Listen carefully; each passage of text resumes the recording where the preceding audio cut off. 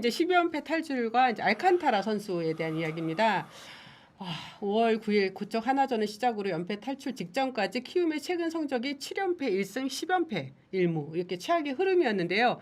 5월 31일 또 그리고 6월 1일 두산 베어스를 상대로 1대0 승리를 거두면서 4월 25, 27일 문화 SSG 3연전 이후 첫 위닝 시리즈에 성공을 했습니다.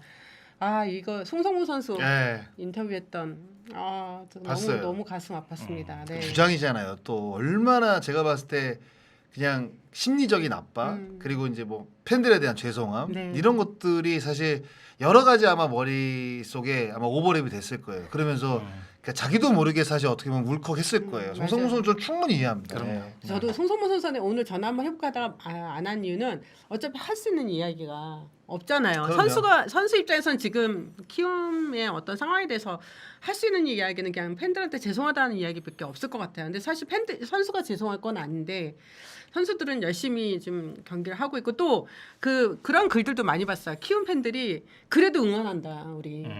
그래도 뭐 물론 이제 구단의 행정이나 이런 부분에 대해서는 너무 실망했지만 선수들이 다 하나가 돼서 좀 이겨나가는 그런 모습을 보여주면 너무 좋겠다라는 그런 댓글도 제가 봤었거든요. 네. 그런 상황에서 이제 알칸타라 선수가 KBO 리그 복귀 첫 등판에서 승리를 거뒀습니다. 친정팀이라고 해야 되나요? 하여튼 두산을 상대로 6이닝 6피안타 4탈 3진 무실점으로 호투를 했는데 첫 등판에서 98구를 던졌어요. 네, 맞아요. 많이 던졌어요. 일단 좀 어떠셨어요? 이 두산전 등판 보시고? 그러니까 저는 사실 그 지난번 야수다에서 네. 알칸타라 좀 걱정을 좀 걱정을 했었거든요. 했었죠. 네. 뭐 멕시칸이 단절 상당히 안 좋아요. 단절없고 근데 그건 기우였었다. 그 정도로 이제 98구를 던지면서 최고 152인데 평균은 148.9 나쁘지 않고요. 이날 포심하고 슬라이더 이렇게 던졌잖아요. 네, 3개. 근데 이제 20승 할 때 그 모습이 나왔어요. 네. 나왔고 무엇보다 이질감 없이 바로 맞아요. 이제 네. 적응하는 모습이 가장 인상 깊었고, 네. 그러니까 부상이 없거나 그런 알칸타라는 팀에 큰 도움이 될 거다. 왜냐하면 로젠버그랑 알칸타라가 나간 경기가 우리 아까 서두에 말씀드린 1대0 경기였잖아요. 네. 두 개 다. 그리고 정현우 선수 복귀가 되고 하영민 선수가 있잖아요. 그러면 예를 들어서 이 4명만 구축이 되면 홍원기 감독도 경기 치르는데 훨씬 도움이 될 겁니다. 드라마틱하게 5강권으로 간다는 말씀이 아니라 이 정도 승률 탈피는 할 거다. 지금 이제 이 승률은 약간 기형적이잖아요. 사실 네네. 이할 때 승률이면. 근데 이 승률은 벗어날 수 있을 거고 아마 그러니까 알칸타라가 장착돼서 선발 4명이 세팅이 되면 그동안 상대팀들이 키움을 봤던 시선하고 좀 달라질 거다. 그만큼 첫 경기였지만 임팩트가 굉장히 큰 모습이었어요. 네. 장성우 위원은요. 저는 뭐 예전 모습 그대로라고 좀 생각이 들어요. 약간 마른 느낌도 분명히 있더라고요. 약간 살이 좀 빠졌죠. 근데 이제 알칸타라 선수의 이제 장점은 이 스트라이크를 많이 던지는 능력이잖아요. 능력. 그러니까 세 가지의 구종 단조롭긴 하지만 이 세 가지 모두 정말 자기가 원하는 커맨드를 만들어낼 수 있는 왜 20승을 했겠습니까? 네. 뭐 지난 이야기지만 그런 20승의 위용이 나왔다 생각이 들고 이날 경기가 스트라이크 비율이 70.4%였거든요. 그러니까 국내 리그 선발 평균이 66%입니다. 그러니까 이게 단순하게 한 4.5%라고 생각을 하시면 큰 오산. 이게 엄청나게 큰 수치거든요. 그럼요. 이 4.5%가 선발 투수들에게. 그래서 그만큼의 어떤 그 알칸타라의 장점이 그냥 첫 경기 데뷔 전에 그냥 바로 나왔다. 그래서 아까 말씀하신 대로 진짜로 이제는 만만하게 이제 키움을 보기는 조금 어렵지 않나. 왜냐하면 이 두 투수가 같이 붙어 나오면 뭔가 어떤 팀이 3연전에 걸렸을 때는 이제는 사실 뭐 쉽지 않죠. 당연히 위닝 시리즈를 거둬야 되겠다 이런 생각을 하기는 조금 어려운 상황들이 이제는 좀 나오지 않을까? 그러니까 뭐 이런 생각이 좀 들어요. 로젠버그, 하영민, 그다음에 김유나, 김현주 요 매치업하고 그렇죠? 알칸타라가 한 명 더 들어와서 로젠버그, 알칸타라, 하영민 요 조합은 좀 더 세 보이고. 그렇죠, 당연하죠. 근데 김유나나 정현우 선수에게는 조금 더 편안한 상황에서 경험치를 쌓는 공간이 열린 게 아닌가 이런 네. 생각이 들어요. 근데 이제 젊은 투수들이 많잖아요. 근데 이제 알칸타라 같은 경우는 20승도 했고 그리고 또 엄청 좋은 성적을 또 냈던 선수고 그리고 이제 빠른 공을 던지면서 제구력이 좋은 우리가 이제 흔히 보기 어려운 스타일이죠. 왜냐면 빠른 공을 던지는 투수는 제구가 나쁘다는 인식이 있으니까 그렇잖아요. 그러면 지금 이제 어린 투수들이 많잖아요. 근데 로전버거에 대해 배울 게 분명히 있겠지만 알칸타라는 저는 오히려 키움의 젊은 투수를 보면 좌투수보다 우투수 훨씬 많습니다. 거의 대부분 우투수거든요. 그러면 뭐 하영민한테도 배우겠지만 알칸타라 선수의 피칭 내용을 보면서 조금 더 뭐 감동을 받는다든가 아니면 뭐 필을 받는다든가 그러니까 이런 것들이 조금 앞으로 나오지 않을까. 그러면서 뭔가 이제 그 본인에게 자극이 되면서 좋은 또 이 성적으로 좋은 또 어떤 경기 내용으로 이 젊은 투수들이 시너지. 좀, 그런 효과가 저는 나올 수 있을 것 같아요. 네. 네. 이런 가운데 또 삼성 라이온즈 반등이 눈에 띕니다. 삼성은 6월 1일 잠실 LG전에서 LG를 6대4로 이기면서 3연전을 수입했고요. 시즌 31승을 따낸 삼성은 4위로 도약하면서 3위 롯데를 반경기 차로 추격하고 있습니다. 삼성이 10년 만에 7연승을 내달리고 있고요. 이 기간 동안 삼성이 상대한 팀들이 LG를 비롯해서 롯데, 기아 등 좀 만만치 않은 팀들이었습니다. 또 삼성이 이제 공수 밸런스가 잡히면서 팀이 상승세를 달리고 있다는 평가가 주를 이루고 있는데요. 두 위원들께서 보는 삼성의 상승세 어떻게 보십니까? 저는 이제 투수 쪽은 임창민 선수와 네. 김재훈 선수가 그나마 좀 반등을 한 모습 그게 좀 도움이 됐다고 네. 봐요. 예. 그리고 이제 타자 쪽은 김지찬 선수가 한 번 빠진 적이 있었어요. 근데 그때 이재현 선수가 1번 커버를 좀 잘해주긴 했었으나 그러니까 역시 김지찬이 1번에 있을 때와는 좀 다르다. 네. 왜냐면 제가 이거 좀 공부를 해왔는데 네. 그러니까 김지찬이 4월 29일부터 5월 17일까지 없었어요. 네. 네, 없었는데 그때 이제 뭐 이재현 선수가 잘 했는데 5월 20일부터 김지찬 선수가 1번으로 올라갔어요. 그때부터 팀 성적이 완전 분위기가 완전 바뀌었어요. 물론 여기에는 뭐 이재현, 김영웅, 이성규, 구자욱이 지난 시즌의 모습은 아직은 아니에요. 아직은 아닌데 지금 승률이 5할 4푼 4리니까 꽤 잘하고 있는 거거든요. 근데 역시 임창민이 없을 때와 있을 때 저는 다르다고 보고 그다음에 최근 경기만 보면 김지훈도 그동안 걱정이 좀 많았었는데 좀 앞에서 던지다 보니까 좀 괜찮아졌어요. 네. 예. 그래서 그런 요인이 좀 작용한 게 아닌가. 그리고 저는 뭐 거듭 말하지만 김지찬의 존재 여부는 삼성에 꽤 큰 지분을 차지하고 있는 것 같아요. 네. 네. 이상입니다. 네. 공부하고 다 아니, 발표했어. 공부한 옆에 거. 야, 논문 발표하듯이. 글자도 잘 안 보이는데 되게 네. 조그맣게 해가지고. 왜냐면 네. 옆에서 보고 훔쳐갈까봐. 글씨 크게 쓰면 약간 그 아저씨라고 그러잖아요.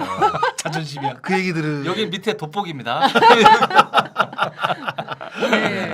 네, 장성 의원도 좀 하실 저는 말씀 그냥 있을 것 같아요. 타이트한 경기를 좀 많이 잡아내다 보니까 이게 접전인 경기를 되게 많이 잡아냈거든요. 뭐 그 안에 뭐 선발도도 분명히 잘했고 저는 이제 뭐 김재훈 선수 여러 백정현 선수가 진짜 최근에 필승조. 네, 필승조로 정말 좋은 역할을 해주고 있는 상황이라 그리고 이제 야수 같은 경우에는 사실 뭐 점수를 막 엄청나게 많이 내는 지금 경기력은 아니에요. 그렇죠. 그런데 최근에 이제 박승규 선수가 조금 잘해줬고 최근 그러니까 7경기 이런 것들. 타율이 5할이에요. 잘 치죠. 네, 그러니까 박승규 선수 잘해줘. 그러니까 이렇게 뭔가 연승을 달릴 때 그 김태훈 선수 홈런 치는 거 보세요. 그러니까 그게 저는 그래요. 네. 그러니까 분위기라는 게 그 딴 데서 뭐 이렇게 갑자기 훅 오는 게 아니라 이기고 접전인 경기 이기고 하면 강하다. 그러면 뭐 어떤 생각이 드냐? 지지 않을 것 같은 생각이 들어요. 그러면 뭔가 감독도 어떤 선수를 내면서 의심을 하는 것보다는 우리 지금 뭐 팀이 뭐 잘하고 있으니 뭐 자신 있게 쓰는 거죠. 고속꽝 네. 이런 것들이에요. 그러니까 이게 사실 뭐 과학적으로라든가 뭐 이렇게 뭐 스탯으로라든가 이게 설명하기가 조금 어려운 부분이 분명히 있잖아요. 정 의원님도 아시겠지만 우리 그 맨날 연승될 때 보면 진짜 분위기 좋고 그럼요. 그 더가고 나서 무슨 얘기 하냐면 지고 있어도 네. 한 7회 가면 뒤집어질 거야. 진짜 거짓말처럼 딱 뒤집어진다니까요. 맞습니다. 그러니까 네. 그런 분위기가 지금 이 삼성이 만들어지지 않았나. 근데 이거는 사실 제가 그런 얘기는 뭐 전문가 누가 다 할 수 있는 거 아니야. 하지만 해본 사람은 진짜 그 분위기를 알아요. 맞아요. 그래서 제가 이제 말씀을 드리는 거예요. 그래서 네. 선수들이 주루에 나갔을 때 더 안타 치고 이제 주루 플레이를 할 때도 더 액션을 더 크게 하고 맞아요. 더 좋아하고 네. 그게 이제 더가웃에 전달이 되는 그런 모습이었다는 것도 제가 느꼈고요. 그리고 또 새 마무리 투수죠. 이호성 선수가 5경기 등판해서 그러니까. 2승 2세이브 평균 자책점 1.59를 기록했거든요. 맞아요. 좋더라고. 네, 이호성 선수의 지금 활약은 어떻게 보십니까? 이거는 박지만 감독이 정말 좋은 결정을 했다. 저는 그렇게 네. 생각을 합니다. 이제 김재윤 선수에게는 충분히 기회를 줬던 것 같아요. 줄 만큼 줬다고 봐요. 저도. 기회를 줬다고 보고. 근데 이제 이게 이호성이 지금 끝까지 계속 잘하면 너무 좋죠. 근데 KBO가 마무리 투수가 딱 개런티 된 구단이 몇 없습니다. 사실 뭐 기아, 한화, 최근에 뭐 롯데 뭐 이 정도인데 박영현 선수 KT도 그렇고. KT. 근데 이게 옵션이 하나 생겼다고 보시면 굉장히 편할 거예요. 그리고 김지훈 선수가 그 정도에서 머물게 되면 이제 얘기가 좀 달라지는데 아마 앞에서 최근에 좀 감각을 찾고 또 중요한 경기에 김재윤 선수의 또 경험치를 무시 못하거든요. 그럼요. 그리고 지금 삼성이 5할 4푼 4리고 아까 말씀드린 기존에 그러니까 구자욱 선수가 올라오거나 김영웅 선수가 작년처럼 쳐주거나 그럼 더 위쪽으로 이제 구상을 할 텐데 그때 김재윤 선수는 또 중요한 역할을 할 수가 있어요. 그쵸. 그러니까 이호성은 지금 김재윤 선수와 딱 더불어서 김재윤 선수의 공간을 확 열어준 그 역할을 하는 걸로 봐서는 굉장히 긍정적인 모습이다. 그리고 잠재적으로는 정말 삼성의 마무리 이제 감으로 뭐 커도 이상이 없는 그런 배포를 가지고 있더라고요. 네. 아 요즘 현금 나갈 때 너무 많죠. 신용카드에서 최대 20만 원 현금 캐시백을 받을 수 있습니다. 아정당 홈페이지에서 1분이면 신청 끝. 약정 끝난 인터넷 휴대폰 정수기 한 푼도 못 받으면 손해잖아요. 아정당에 전화 한 통이면 최대 128만 원 지원합니다. 인터넷 TV 최대 48만 원, 정수기 최대 30만 원, 휴대폰 최대 50만 원을 설치 당일 입금합니다. 나라에서 정한 지원금 놓치지 마세요. 또 이번엔 아정당 모델도 바뀐다는데 기대가 큽니다. 아정당은 가입자 수 전국 1위라 가입 수당이 가장 많고 혜택이 다른 데보다 적으면 차액의 120% 보상까지 365일 24시간 무료 상담도 가능합니다. 홈 서비스 전문기업 아정당. 이사 당일 불만족 시 전액 환불하는 보장 이사도 가능합니다. 인터넷 정수기 휴대폰 이사 청소 카드까지. 정당하게 받자. 아정당. 그 메이저리그에서 관심을 보이고 있는 두 외국인 지금 투수가 있습니다. 최근 야구장에 메이저리그 스카우트들의 발걸음이 부쩍 많아졌습니다. 국내 선수들보다는 외국인 투수를 체크하기 위함인데요. 최근 메이저리그 관계자들 사이에서는 두 명의 외국인 투수가 인기를 모으고 있습니다. 바로 하나이글스의 코디 폰세와 SSG 랜더스의 드류 앤더슨입니다. 두 선수가 이제 나란히 5월 월간 MVP 후보에도 올랐어요. 그래서 메이저리그 스카우트뿐만 아니라 이제 한 팀에서는 부사장까지 한국에 들어와서 여러 선수들을 체크하고 있는데요. 그 팀 관계자한테 좀 직접 들은 내용입니다. 일단 코디 폰세 선수입니다. 폰세 선수가 2024년 라쿠텐 이글스에 있을 때 골든 이글스에 있을 때부터 직접 현장을 그 팀에서는 찾아가서 일본에 찾아가서 선수를 관찰을 했었다고 해요. 근데 일본에서는 별다른 활약을 못했던 선수가 하나와 계약을 맺어서 좀 의아했었는데 KBO 리그에서 맹활약을 펼치고 있는 이유가 궁금했고 일본에서 봤을 때와 지금 어떤 차이가 있는지 또 궁금해서 KBO 리그 구장을 찾았다고 합니다. 내일 경기에도 아마 갈 것 같아요. 그래서 먼저 그 팀에서 말을 한 거는 폰세의 변화를 어떤 직구의 구속 증가를 봤습니다. 직구의 구속이 오르면서 변화구 구속도 같이 올랐고 주무기인 어떤 직구로만 승부하지 않고 변화구도 잘 던지고 수싸움이 아주 굉장히 눈에 띄게 좋아졌다라고 했습니다. 그리고 가장 큰 건 마운드에서 보이는 자신감이라고 평가했는데요.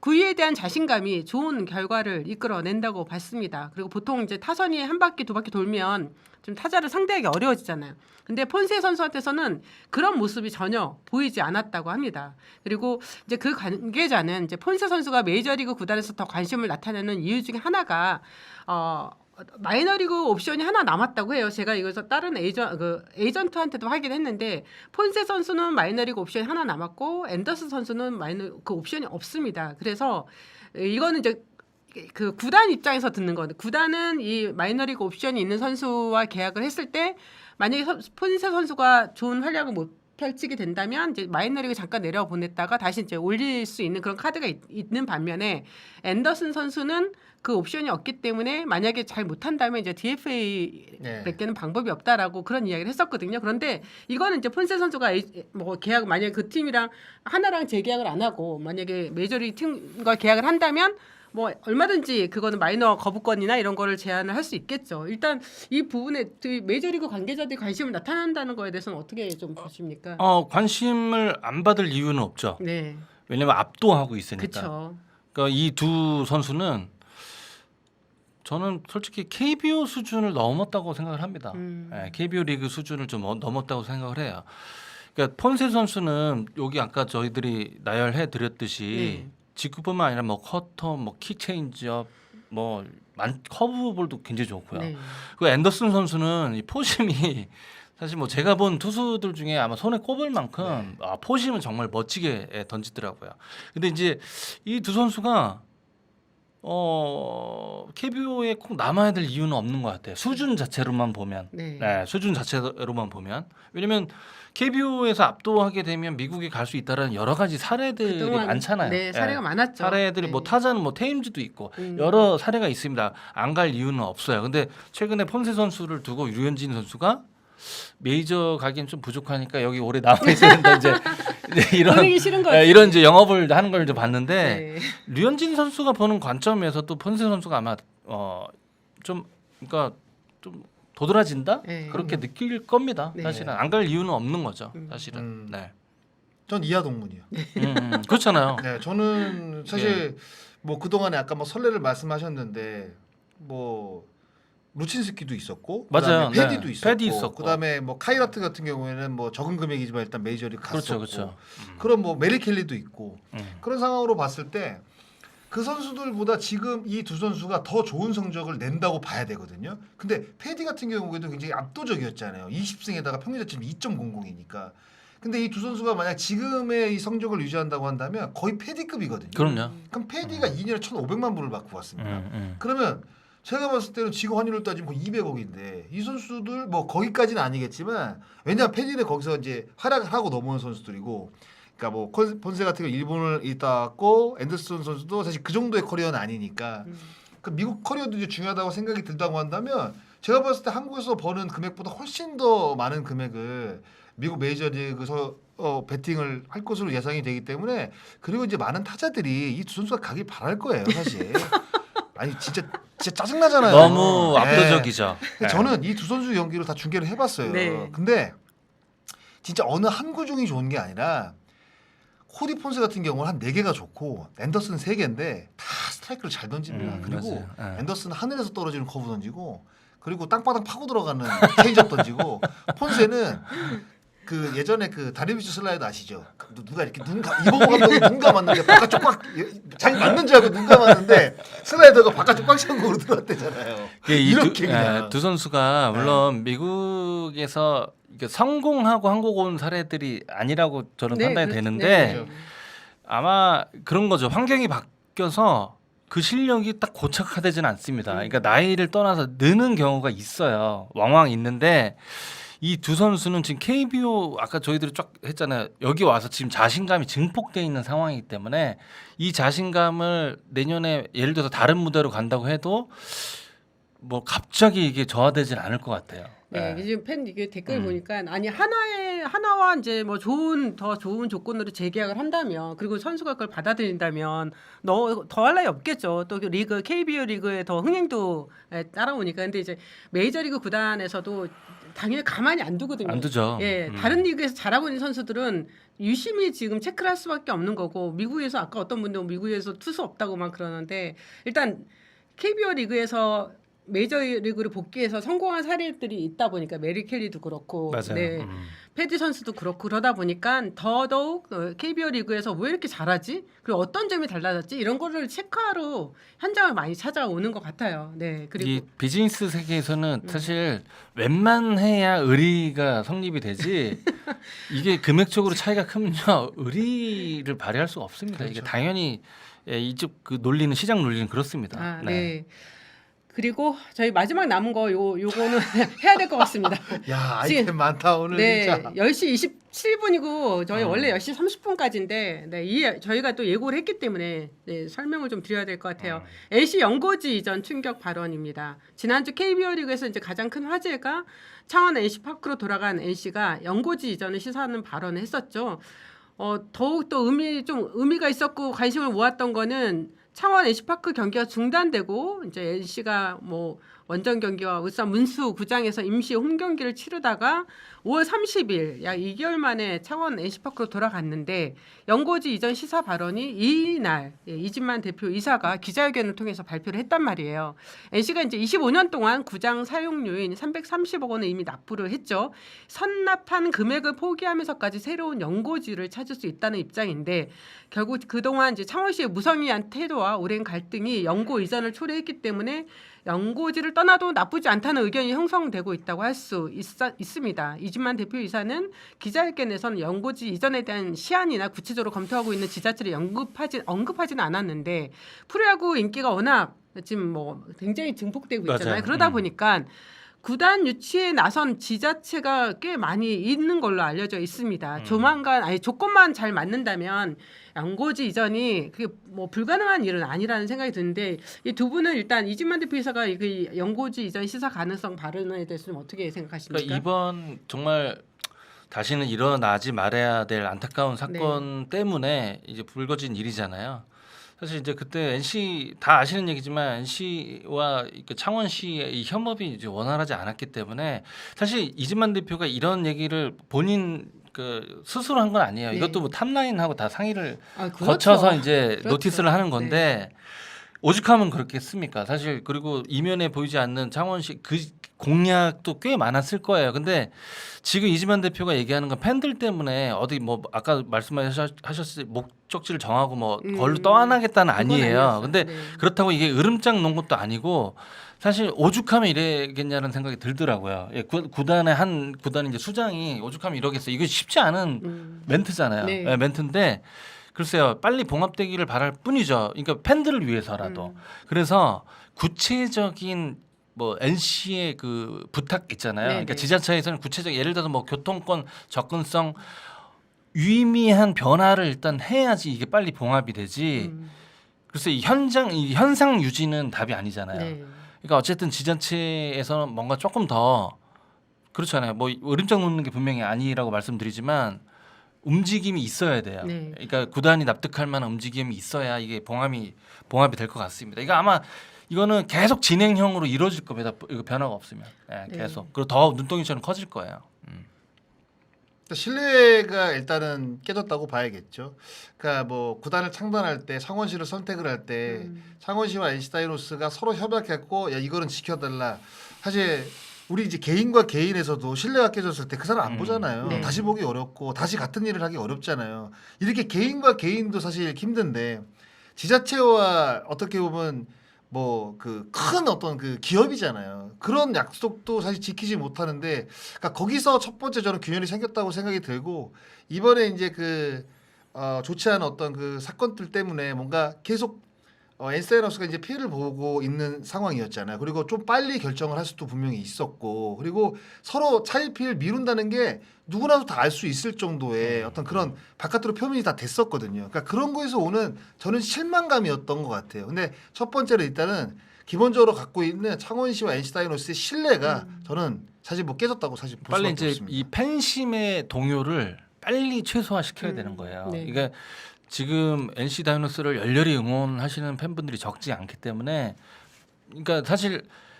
지자체만의 문제라고 이렇게 일방적으로 편향된 생각보다 이 두 구조가 빨리 뭔가 보강할 방법을 팬분들이 좀 그 동요를 좀 최소화시키기 위해서 빨리빨리 진행을 해야 되지 않을까 생각이 듭니다. 네. 이제 구단이 이제 창원시에 요구했던 게 시설 개선과 팬 접근성 강화, 행정적 지원 등을 요구했고 이중 시설과 관련된 개선 관련된 대부분의 내용은 1, 2군 시설 모두 타구단 수준으로 좀 맞춰달라는 그런 내용들이었고 행정적 지원은 주로 이전의 공약들을 이행해달라는 내용들이었다고 합니다.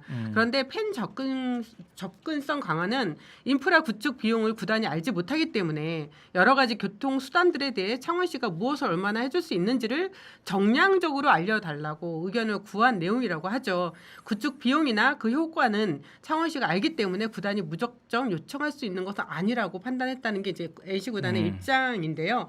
여러분 이게 사실 우리가 가까운 예로 일본의 이제 니포넴 파이터스 이야기를 좀 많이 그렇죠. 여러분들이 알고 네. 계시죠. 원래는 네. 이제 도쿄돔이었다가 홋카이도 홋카이도의 이제 삿포로시가 좋은 조건의 수용 인원 4만 명의 삿포로돔을 쓸 수 있게 편의를 봐주겠다고 해서 2004년부터 연고지를 삿포로로 옮겼었고 오랫동안 이제 공생 관계를 유지하던 니폰햄과 삿포로시가 2015년부터 파국으로 치닫게 됩니다. 2015년 삿포로 시장이 바뀌면서 니폰햄에게 엄청난 조건을 요구하기 시작한 거예요. 예를 들면 뭐 삿포로돔 임대료를 관객 동원에 따라 계산하자. 삿포로돔이 유치하는 모든 광고 수익은 삿포로시가 갖는다.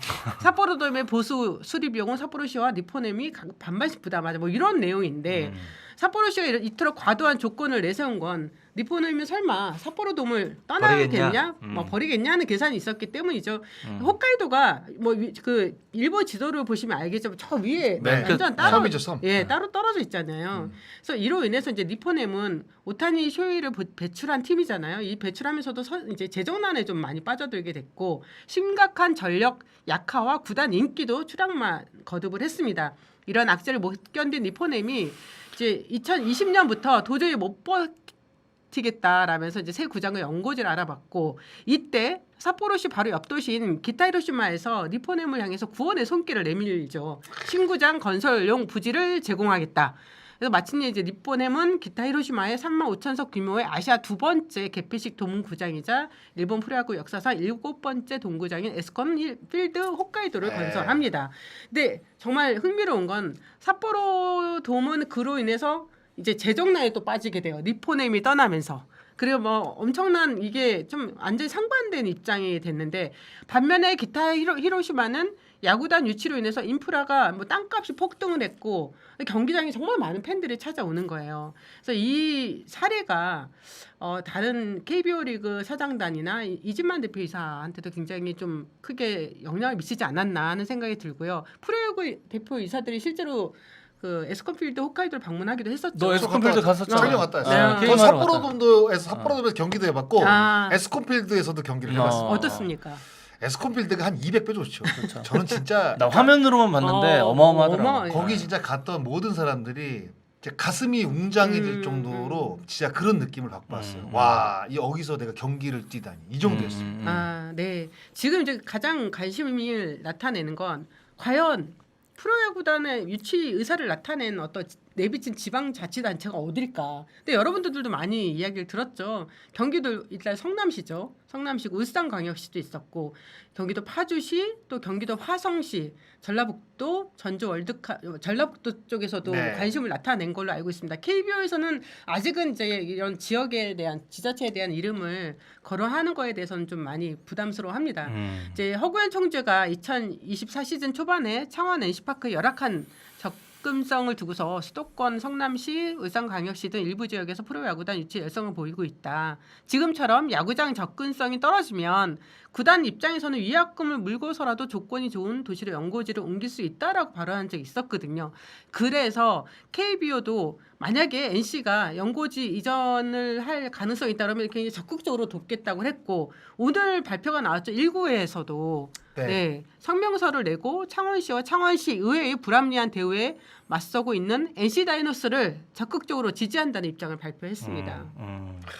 공생 관계라 사실 이런 일이 벌어지면 사실 혼란은 불가피합니다. 그래서 이런 일이 벌어지기 전에 가장 좋은 건 창원시와 이제 구단이 빨리 그 봉합이 되는 거거든요. 그렇죠. 예.